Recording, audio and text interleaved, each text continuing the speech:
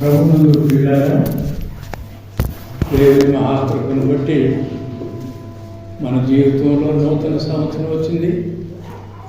నూతన సంవత్సరంలో జనవరి కూడా మాట్లాడింది. ఫిబ్రవరిలోకి వచ్చాము. కాలచక్రం బహువేగంగా తిరుగుతుంది.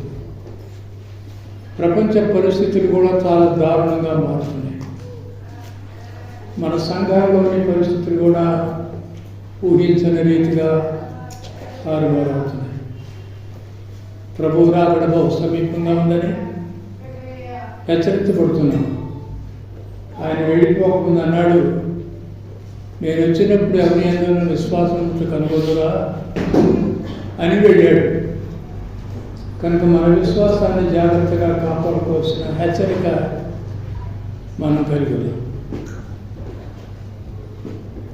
దేవుని గ్రంథంలో నుండి నేను కొన్ని మాటలు అందించాలని ప్రేరేపించబడుతున్నాను.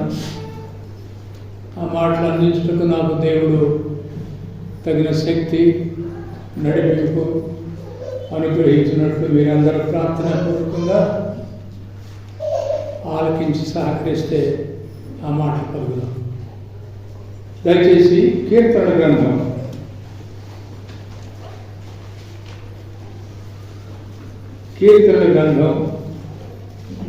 61వ అధ్యాయం.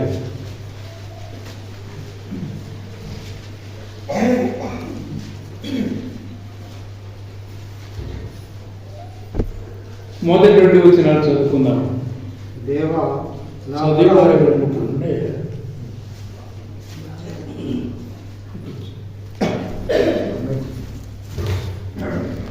1-2 వచనాలు. దేవా, నా మొర ఆలకింపుము, నా ప్రార్థనకు చెవియొగ్గుము.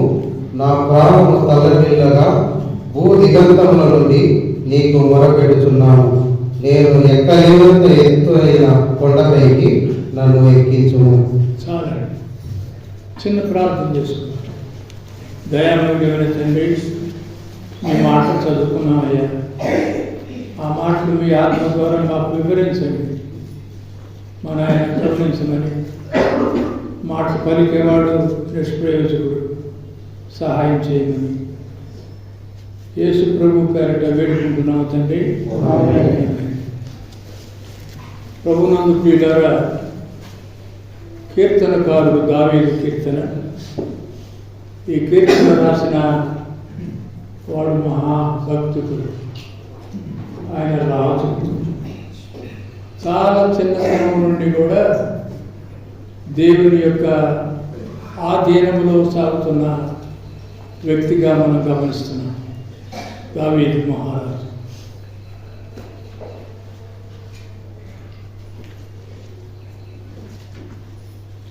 ఆయన ఒక సమయానికి వచ్చాడు. ఆ సమయానికి వచ్చి ప్రార్థన చేస్తున్నాడు. ప్రార్థన మాత్రమే కాదుట, మొరపెడుతున్నాడు. ఆ పదాలు అక్కడ ఉన్నాయి, గమనించండి. అంతేకాదు, ఆక్రందన చేస్తున్నాడు.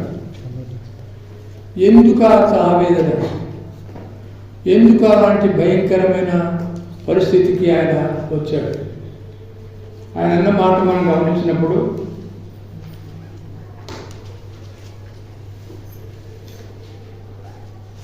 భూదిగంతముల నుండి నీకు ఎక్కడి నుంచట? భూదిగంతముల నుండి. ఏం వచ్చింది? ఆర్తనాదం చేస్తున్నాడు, ఆక్రందన చేస్తున్నాడు. ఏమిటి ఆయనకున్న అక్కర అనేది మనం గమనిస్తే, ఆ భాగంలో మనం గమనించిన మాట ఏంటంటే, నేను ఎక్కలేనంత ఎత్తైన కొండపైకి నన్ను ఎక్కించు. అదే ఆ మాట. నేను ఎక్కలేను, ఆ కొండ ఎత్తైంది, నీవే నన్ను ఎక్కించు. ఆశ ఉంది, ఎక్కలేదు. సమస్య ఉంది, తీర్చుకోలేదు. బాధ ఉంది, నివారణ చేసుకోలేదు. ఇటువంటి పరిస్థితులు అనేకములు మన విశ్వాస యాత్రలో సంభవిస్తున్నాయి. మనం మొరపెడుతున్నామా? ఆ సమస్య పరిష్కారం కొరకు ఏమైనా ప్రార్థన చేస్తున్నామా? దాటి వెళుతున్నాం. నేను ఎక్కలేనంత కొండ ఎత్తైందట, అది కూడా తెలుసా? ఎత్తైన కొండ నన్ను ఎక్కించు. అదే కీర్తన 24వ అధ్యాయం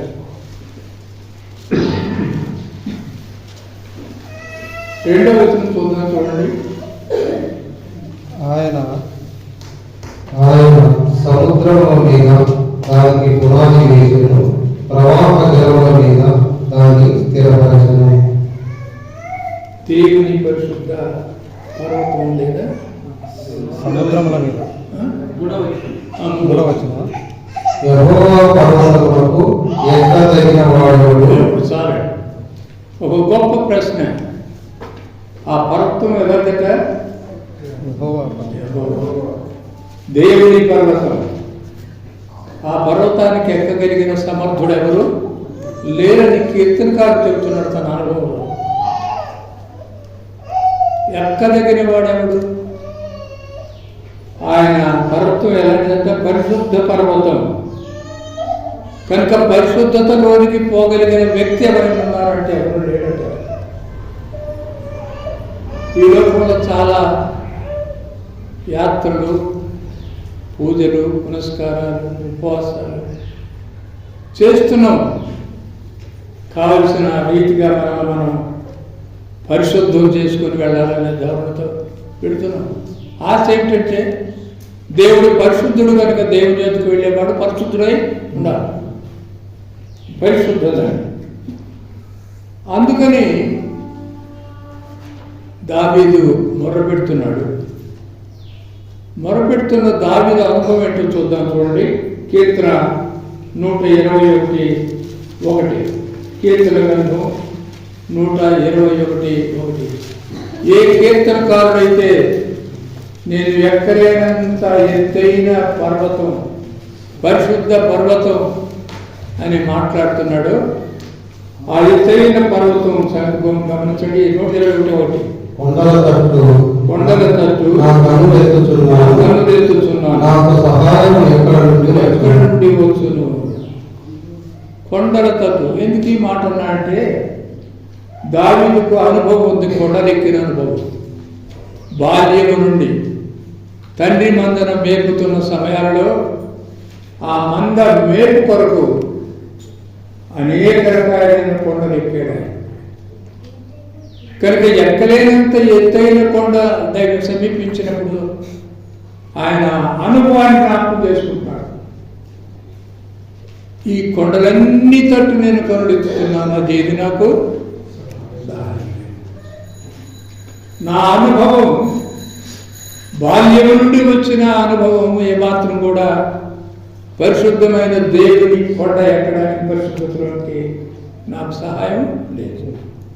కొండల తట్టు నాకు కనులెత్తుతున్నాను, నా సహాయం ఎక్కడ?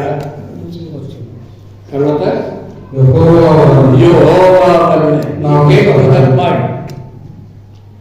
కొండల తట్టు అంతా చూశాడు, తనకున్న ప్రయాసంతా పడ్డాడు. తుదకు యెహోవాయే దీన్ని చేయడు. యెహోవా తప్ప ఎవరు చేయలేరని మనం చదువుకున్న 61వ కీర్తనలో ఆయన అంటున్నాడు.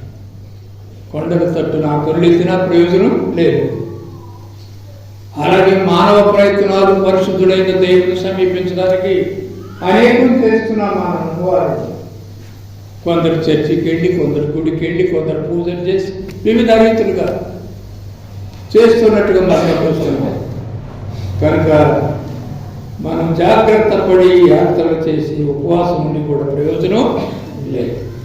యెహోవా వలననే, ఆ నిజ దేవుని వలననే, దేవుడైన ఆయనే మనకు సహాయం చేయాలి అనే మాట మనం గమనిస్తున్నాం. పిల్లలు,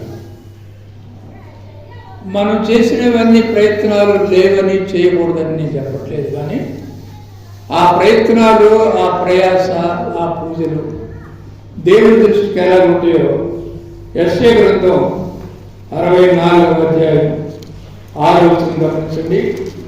మనం చేసేవన్నీ కూడా దేవుని దృష్టికి ఎలా ఉంటుంది, దేవుని గమనంలో ఎలా ఉండబోతున్నాయి? నీతి క్రియలు, పూజలు, యాత్రలు, పూజలు, పురస్కారాలు, ఉపవాసాలు, ఆ పరిశుద్ధుడైన దేవుని సమీపించడానికి, పరిశుద్ధంగా ఉండాలనే ఉద్దేశంతో చేసేవన్నీ కూడా యెషయా గ్రంథకర్త రాస్తున్నాడు అన్నమాట. గమనించాయా? 4వ వచనం. 64:6. మేమందరము అపవిత్రుల వంటి వారమైతిమి, మా నీతి క్రియలన్నీ మురికి గుడ్డల వలె నాయను.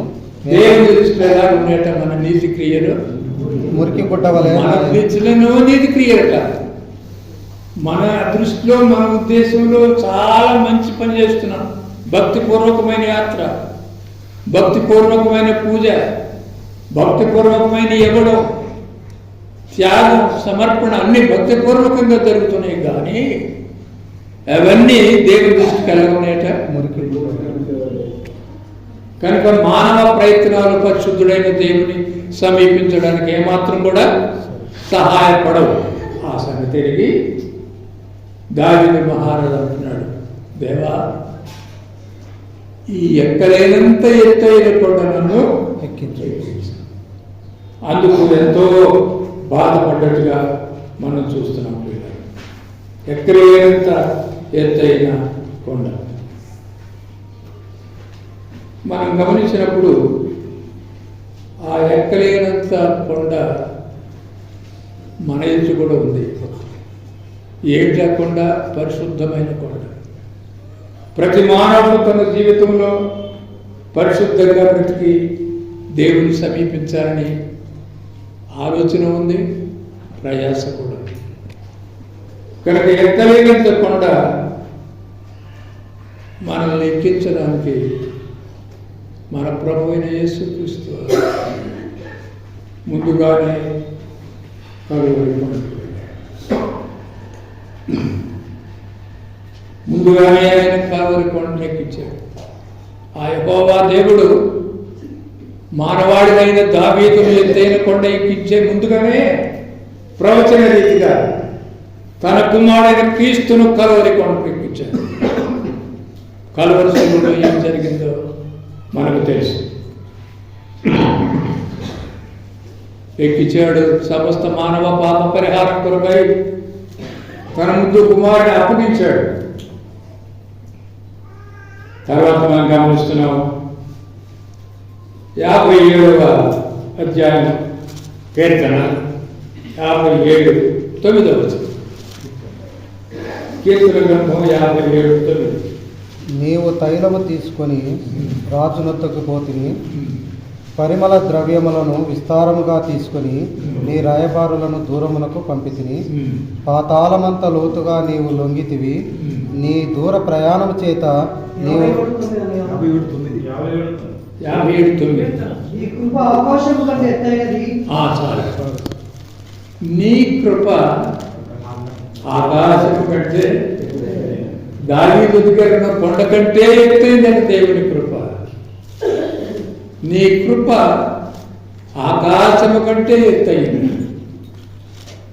కొండ ఎక్కడానికే ఇంత బాధపడుతున్న దావీదు ఇవాళ మానవులమైన మనం ఆ పరిశుద్ధమైన దేవుని సమీపించాలంటే ఆయన కృపలేంది. ఆయన కృప గల దేవుడు. ఆ కృప ఎత్తైన కొండ మాత్రమే దావీదు కనబడింది. ఆయన కృప ఆకాశము కంటే, ఆకాశము కంటే ఎత్తైన నీ కృప. కనుక ప్రభునందున్న పీడ, దేవుని కృప లేకపోతే మనమేమీ చేయలేము. మనం ఒక మాట గమనిస్తున్నాం, చూడండి. లూకా సువార్త 23వ అధ్యాయం 34వ వచనం. ఆ కొండ, కలువరి కొండకెక్కిన యేసుక్రీస్తు వారు చెప్పిన మాట యేసు తండ్రి వీరేమి చేయించున్నారో వీరేమి చేయించున్నారు వీరెరుగరు, వీరెరుగరు. వీరిని క్షమించమని చాలండి. యేసు ప్రభు కలువరి శిలువలో మిట్ట మధ్యాహ్నపు వేళ శిలువ వేయబడుతున్నప్పుడు అనేక రీతులుగా గాయాలు పొందినప్పుడు, అనేక రీతులుగా ఉమ్మి వేయబడినప్పుడు, అనేక రీతులుగా అవమానపరచబడుతున్నప్పుడు ఆ ప్రియుడు, ఆ కృపామయుడు, ఆ దయామయుడు ఆ పురుషుని వారి విషయం మాట్లాడుతున్నాడు, ఆ కొట్టిన వారి విషయం మాట్లాడుతున్నాడు, ఆ ముళ్ళ కిరీటం పెట్టిన వారి విషయం మాట్లాడుతున్నాడు, ఆ బెరకలో బల్లెం పుడిచిన వారి విషయం మాట్లాడుతున్నాడు. ఆయన ఏమన్నాడు? దేవా, వీరేమి చేస్తున్నారు వీరు? ఇది దైవికమైన మనస్సు.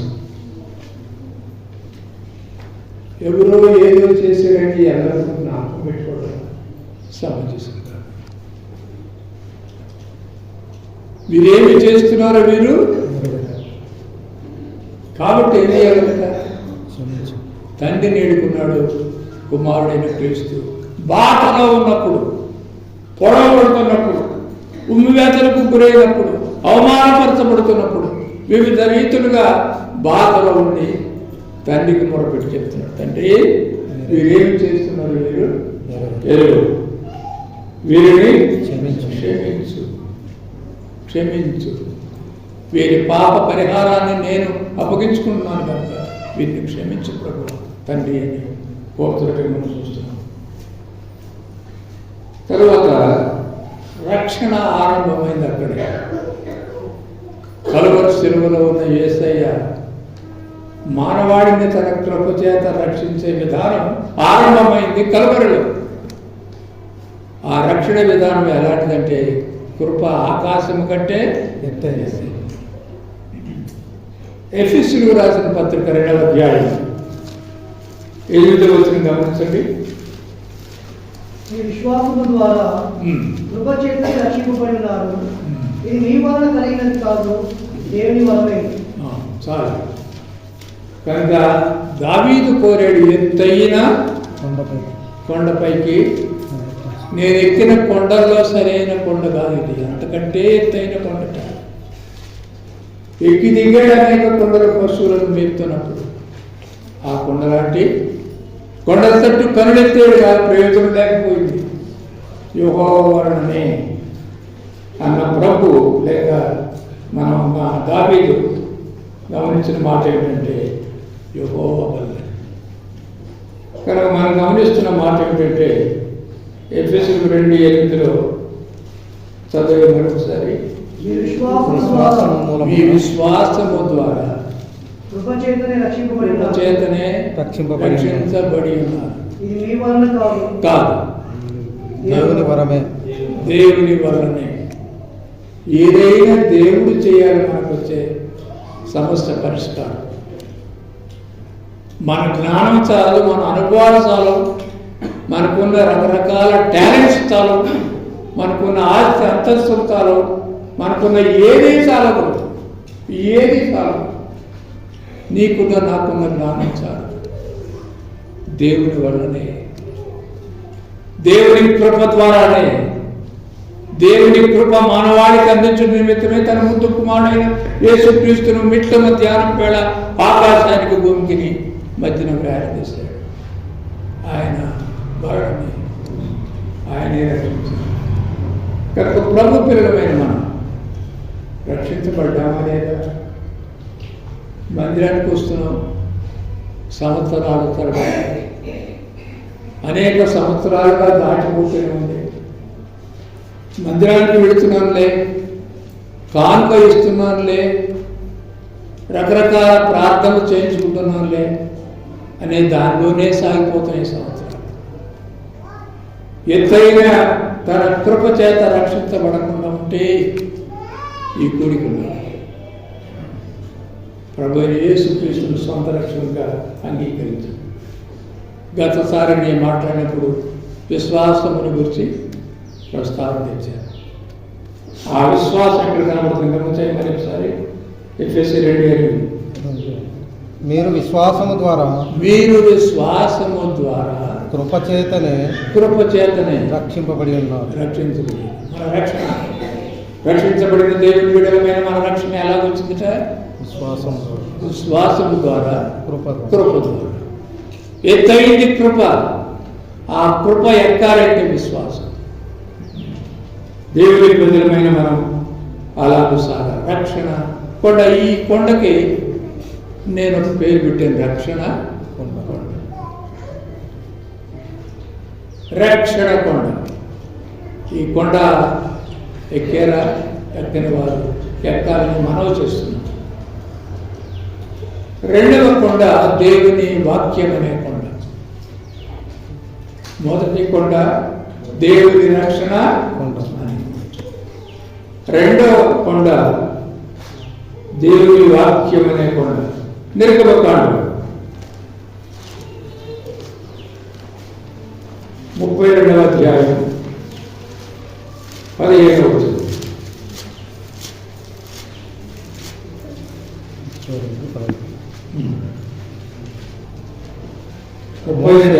నిర్గమకాండం 32:15. మోషే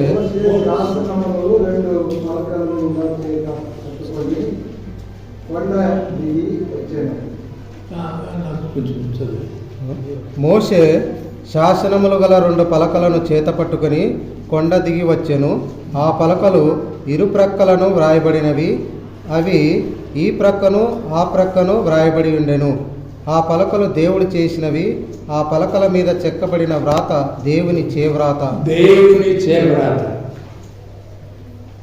ప్రప్రథంగా మొట్టమొదటిగా దేవుని మాటను తానే రాయించాడు. ఆవిడ ప్రింటింగ్ ప్రెస్ కాదట, మరింకేది కాదు, తన చేతి రాత. ఆయనే రాశాడు ఆ వాక్యం. ఇది మొట్టమొదటి దేవుని వాక్యం. దేవుడు పలకల మీద రాశాడు. ఆ వాక్యపు పలకలు అందించాడు మోషే. ఆ పలకలు తీసుకుని వస్తున్నప్పుడు కొండ మీదేమో దేవుని పరిశుద్ధత కనబడుతుంది, కొండ మీదేమో దేవుని వ్రాతల వాక్యం కనబడుతుంది. అదే సమయంలో కొండ క్రింద ఏముందో తెలుసా? ఏముంది? పెద్ద కేకలు. అందుకని దేవునికి తెలిసి దేవుడు అంటున్నాడు, మోషే త్వరగా వెళ్ళు, అక్కడ అల్లరి జరుగుతుంది. ఇక్కడ అల్లరెవరు? అహరోను నాయకత్వంలో ఇశ్రాయేలు ఆ మోషే అయిన వాడు ఏమాయనో మన ఇష్టం. ఇక్కడ మాకు మోషే అనేవాడు లేడు కాబట్టి, నాయకుడు లేడు కాబట్టి మా ఇష్టానుసారంగా అని బంగారం అంతా తెచ్చి ఇస్తే ఒక దూడ అయింది. ఆ దూడలు విగ్రహాలు ఏమంటున్నారట, నీవే మమ్మల్ని నడిపించాలి. కనుక విగ్రహారాధన ఆరంభమైంది. ఎవరిలో? దేవుని ప్రజలను పడుతున్న ఇశ్రాయేలుకి. ఏది విగ్రహారాధన? ఏది నీవు నేను ఎక్కువగా ప్రేమిస్తామో అదే. కనుక దేవుడు రాసిన పలకలు, ఆ వ్రాతలు దేవుడు రాయమని మనం వెళ్తున్నాం. యోహాను సువార్త 1వ అధ్యాయం 1వ వచనం గమనిద్దాం.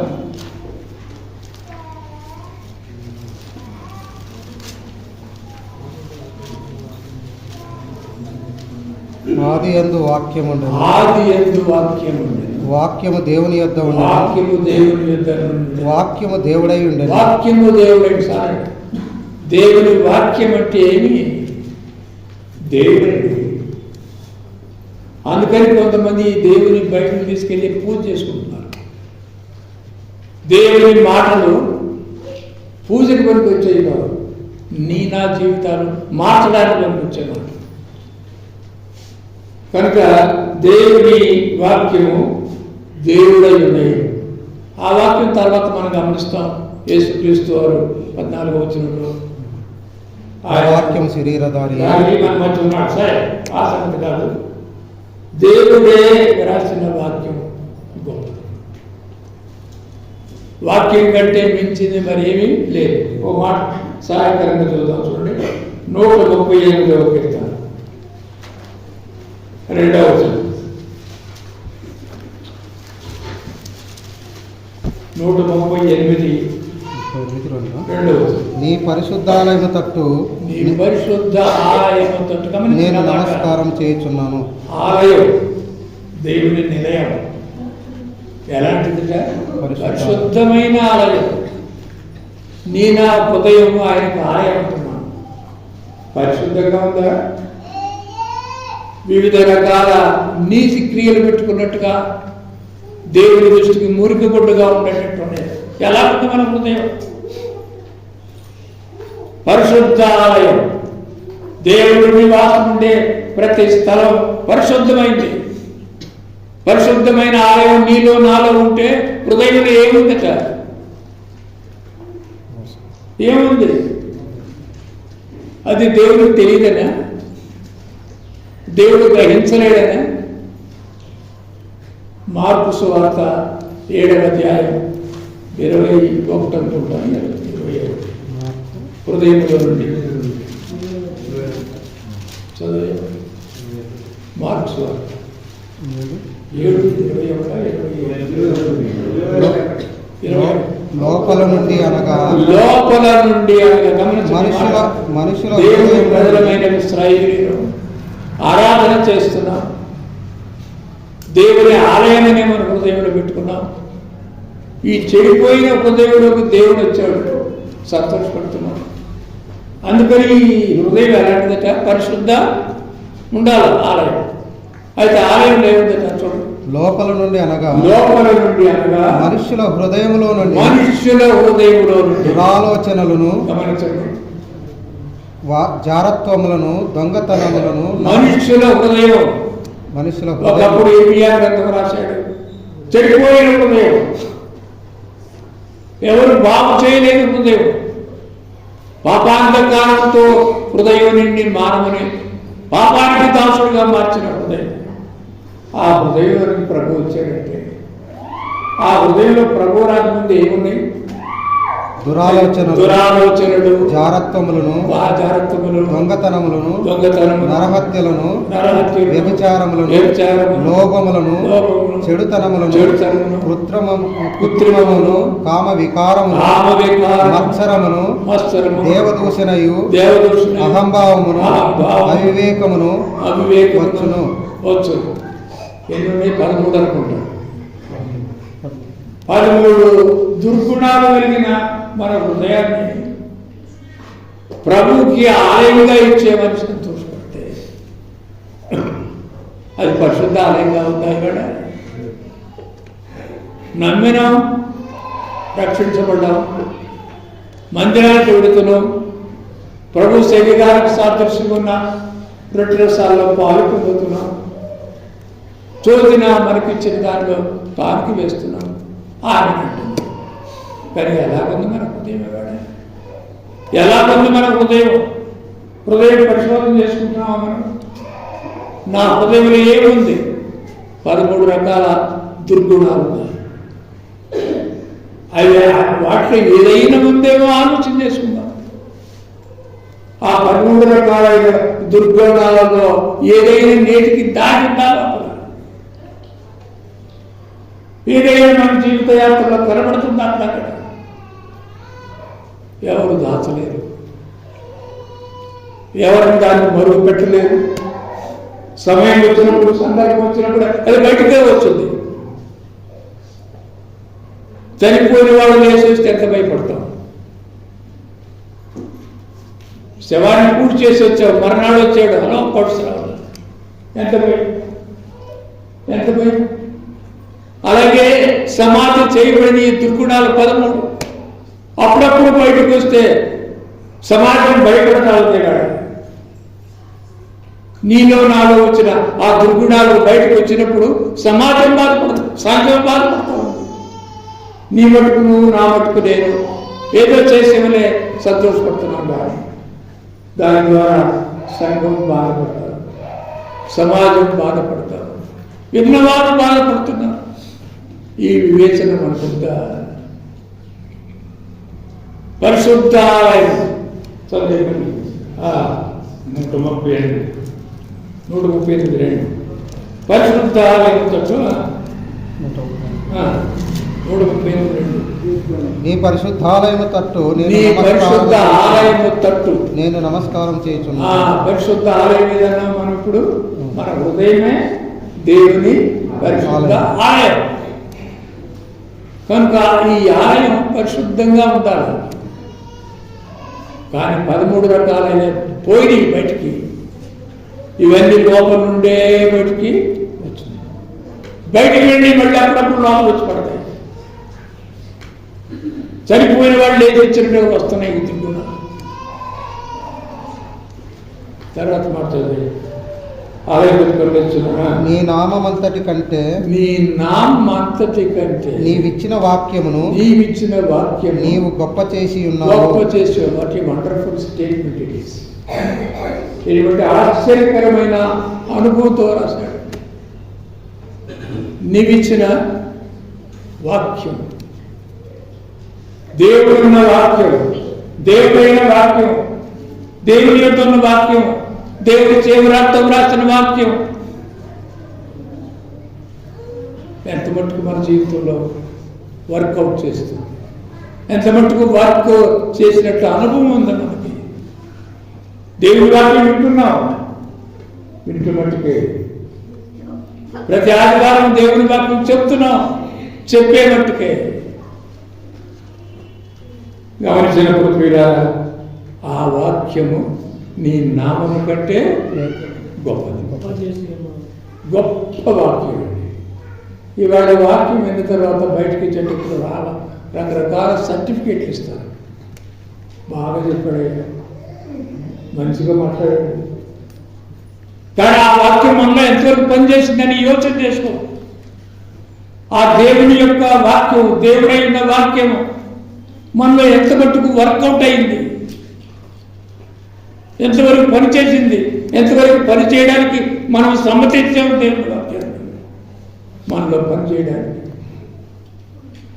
పరిశుద్ధ ఆలయంగా ఉండాలంటే, పరిశుద్ధమైన జీవితం జీవించాలంటే దేవుని గొప్ప వాక్యం నీలో నాలో పనిచేయాలి.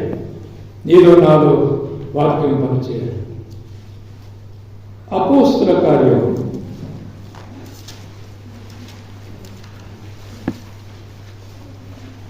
14వ అధ్యాయం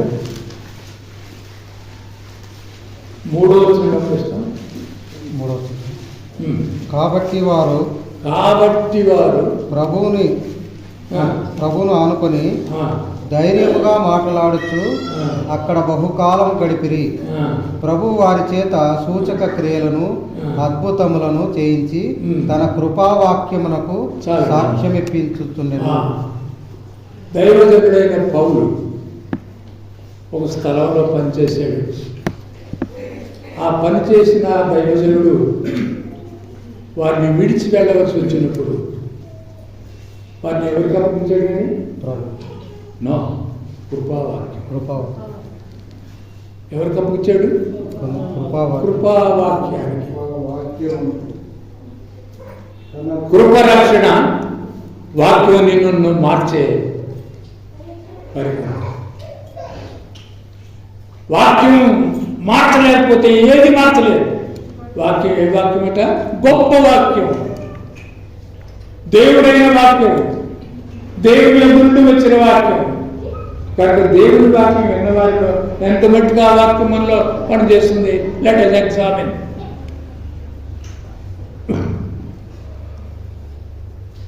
కృపావాక్యం నాకు వారిని అప్పగించదు. ఏ చేంజ్ అయినప్పుడు దైవజనుడు ఎవరిని వారి చేతిలో వీరి చేతిలో పెట్టరండి. ఎవరు చేతి పెడతాను? దేవుని వాక్యములకు అప్పగిస్తాను.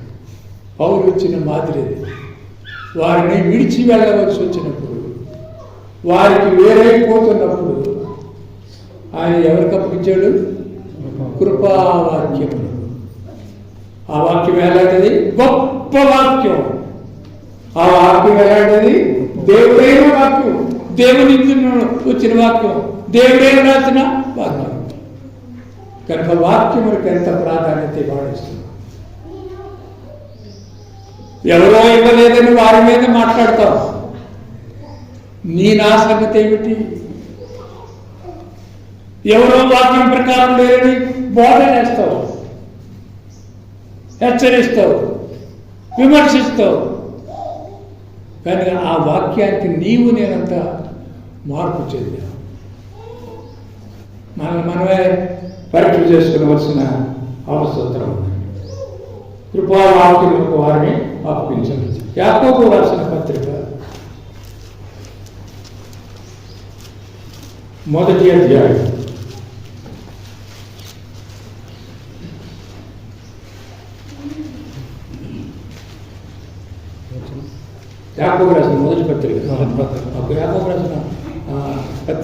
1వ అధ్యాయం 21వ వచనం.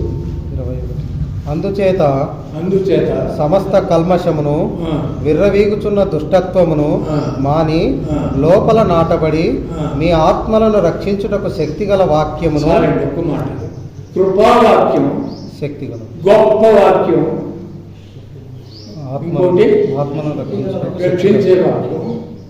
ఇక్కడ రాసిన మాటలు శక్తిగల వాక్యం, శక్తిగల వాక్యం. గోదావరి డిస్ట్రిక్ట్లో ఒక ఆయన దేవతల దగ్గర పశువులను నరికే పని ఉంది ఆయనకి. ఆయన మారు మనసు పొందాడు. నేను ఇక పశువులను నరకనండి అని ఆ ఊరి పెద్దలకు చెప్తే వారు ఒప్పుకోలేదు. మొదటి నుంచి మీ తాత తండ్రుల నుంచి వస్తుందిరా, నువ్వే నరకాలి అని పెట్టుకుంటే, సరే పెద్దల దగ్గర రాలా జవాబు చెప్పమంటే,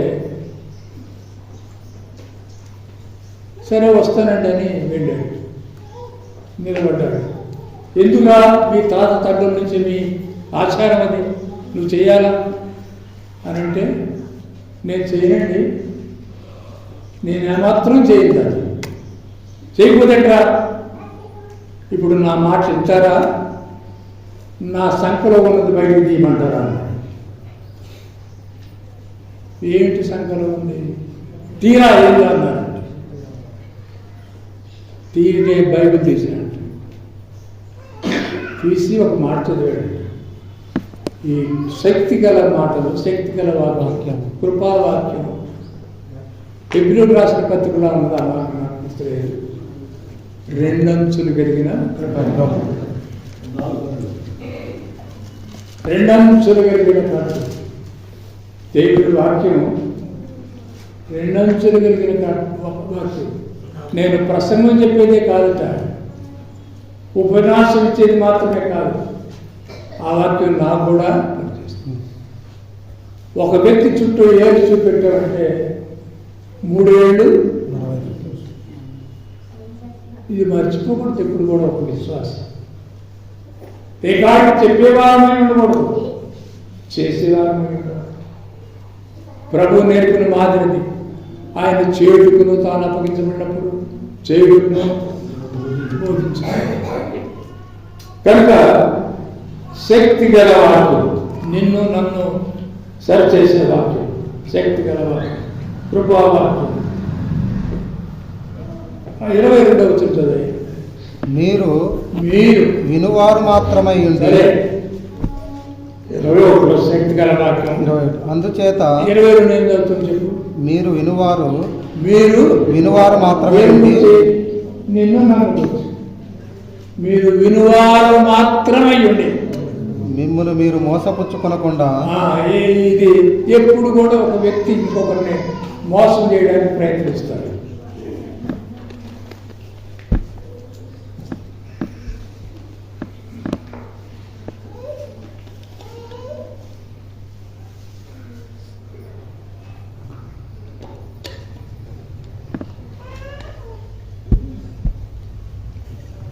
మనుషుని యొక్క అజ్ఞానం ఏంటంటే ఎప్పుడూ లేచి ఒకరిని మోసం చేయాలి, ఏదో ఒక రీతిగా మోసం చేయటమే.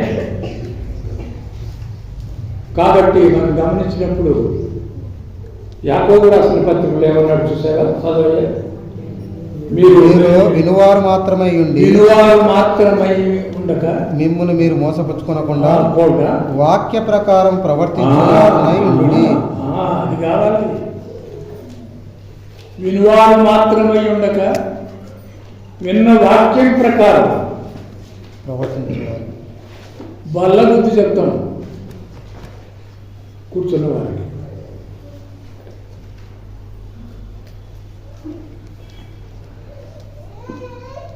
మన సంగతి ఏంటి? కర్నూలు సంఘానికి నేను వెళ్తున్నప్పుడు ఆ రోజుల్లో కొంచెం యవన కాలంలో ఉండి వాక్యం చెప్పడానికి పోయినప్పుడు ఏదైనా మాట మాట్లాడవలసి వస్తే కఠినంగా నేను టేపు కొంచెం కొట్టే అలవాటు ఉన్నాను, గట్టిగా కొట్టాను. కిందికి దిగి వచ్చిన తర్వాత దేవదామ నా కొడుకు ఉన్నాడు. అంకుల్, మా టేబుల్ పాతది అంకుల్, అంత దావపడుతున్నానండి. ఇవాళ కొట్టేవాడు సాధారణ కనపడుతున్నాను. టేబుల్ కొట్టి మాట్లాడతాం, ఘర్షణగా మాట్లాడతాం. నీ నా సంగతి ఏంటి చూడయ్యా, చెప్పు. మిమ్మల్ని మీరు మోసపుచ్చుకొనకుండా వాక్య ప్రకారం ప్రవర్తించువారునై ఉండుడి. ఇది చాలా అవసరం. ఏ వాక్యం విన్నావో, ఏ వాక్యం చెప్పావో, ఏ వాక్యం చదువుతున్నావో ఆ వాక్యపు గుణాలంటే చదివాం. శక్తి గల వాక్యం, కృపావాక్యం, రక్షించు వాక్యం, ఇవన్నీ చదివాం. అలాంటి వాక్యం ప్రకారం ఇతరులకు చెప్పిస్తే ప్రయోజనం లేదు. అందుకని సువార్తలు ఎన్ని అందరికీ తెలిసేది. సువార్తలు అంటే 4, మత్తయి, మార్కు, లూకా, 4 సువార్తలు. కానీ ఒక భక్తుడు రాశాడు, చెప్పేవాడు 5 సువార్తలు రాశాడు. చెప్పేవాడు తన జీవితంలో ఆ సువార్తను అనుసరించి జీవితాన్ని మార్చుకుని సాగితే మీరే ఆ సువార్త. సువార్త ఎప్పుడు వచ్చేది కాదు, నీవు నేను సువార్తగా పనిచేస్తున్నాను. ఇతరులకు మేలు కలిగేటట్టుందా మా బోధ.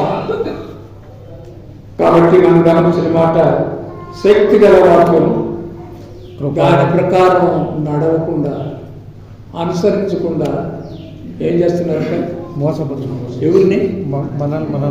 మిమ్మల్ని మీరే. అక్కడ మిమ్మల్ని మీరే మోసపుచ్చుకున్నారు. ఎవరిని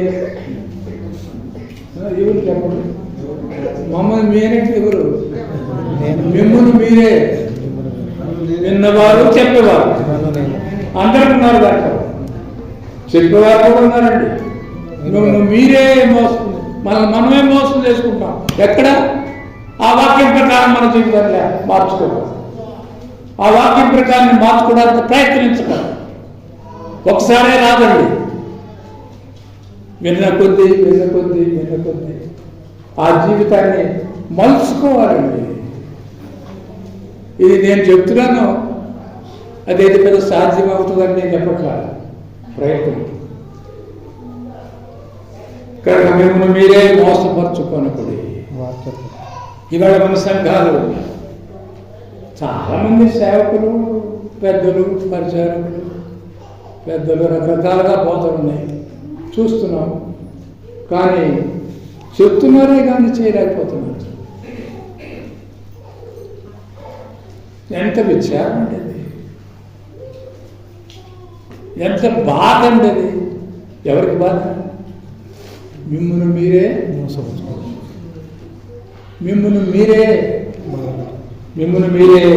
మోసం చేసుకుంటున్నారు.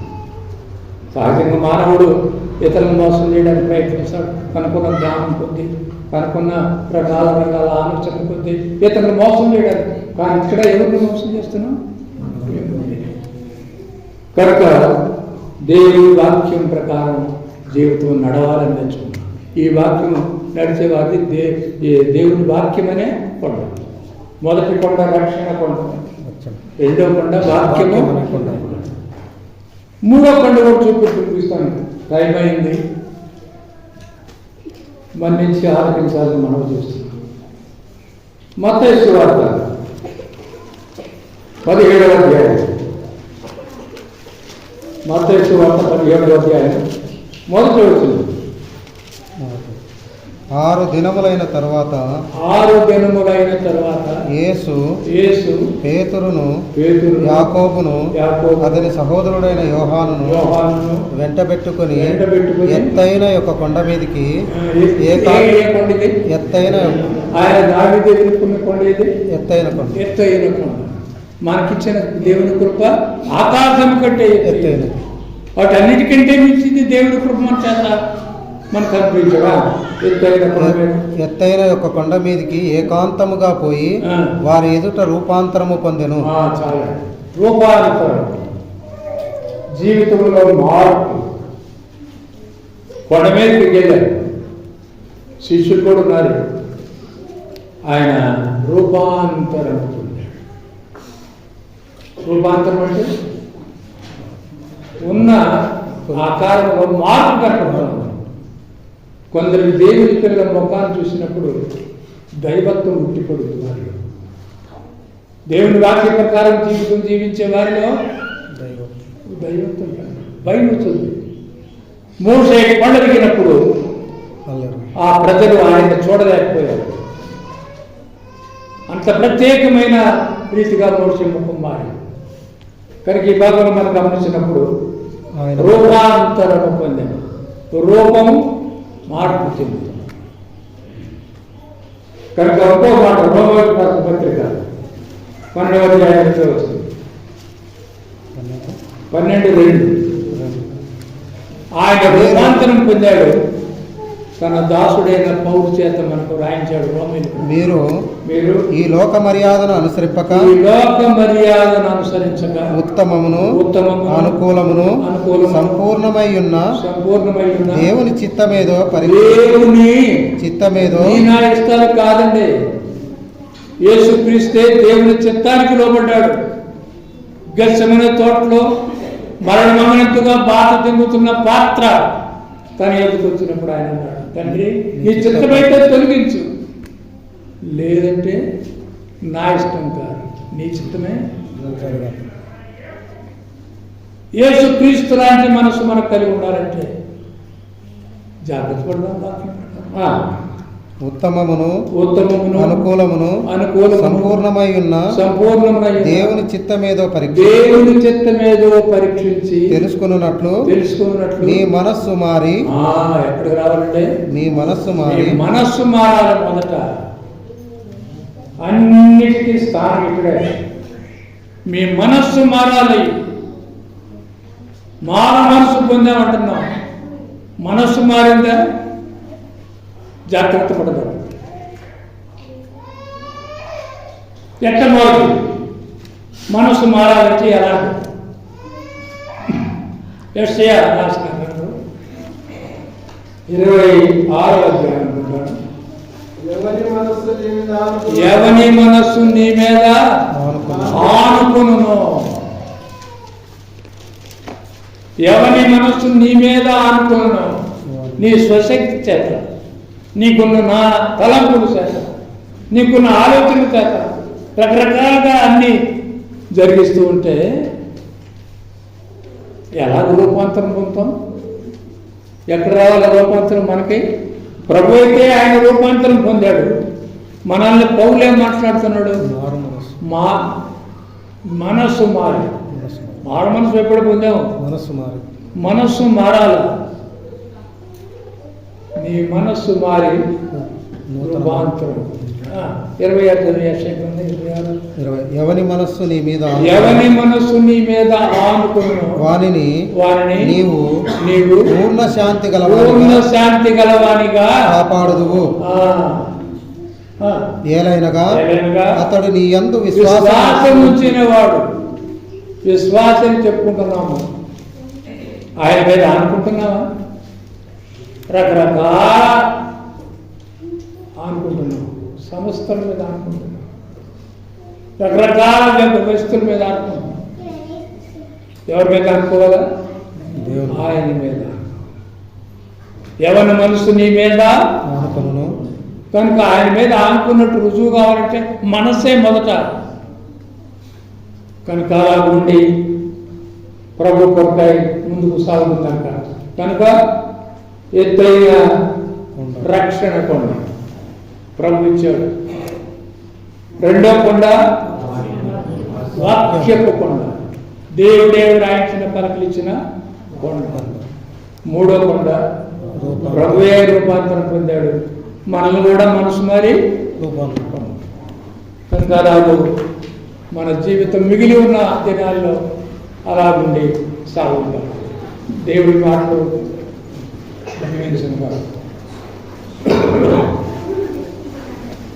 సర్వాధికారమైన మా ప్రియ పరలోకపు తండ్రి ఇస్తుంది. అయ్యా మరిచాను, ఆయనకి ఏం చెల్లించాలి? ఒక చిన్న పాట కూడా పాడాలని మనసు. ఈ కొండలు ఎంతగా ఎక్కించాడే, ఆయనకి ఏమి ఇవ్వగలం మనం? ఒక చరణం పడతాం, లెక్కించలేని స్తోత్రం. ఆ పాట పాడండి కుమార్.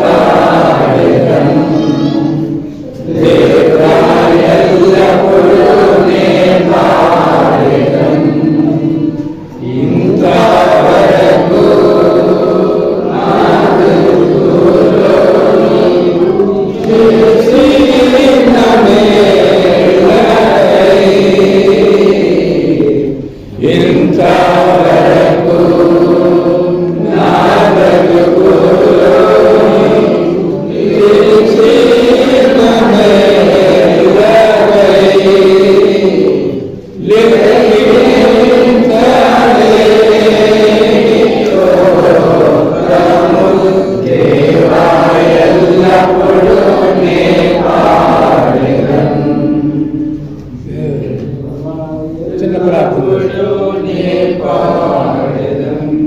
ప్రార్థన. దయామయుడైన తండ్రి, మీకు వందనాలు. ఆరాధనంతటిలో తోడుకున్నారు.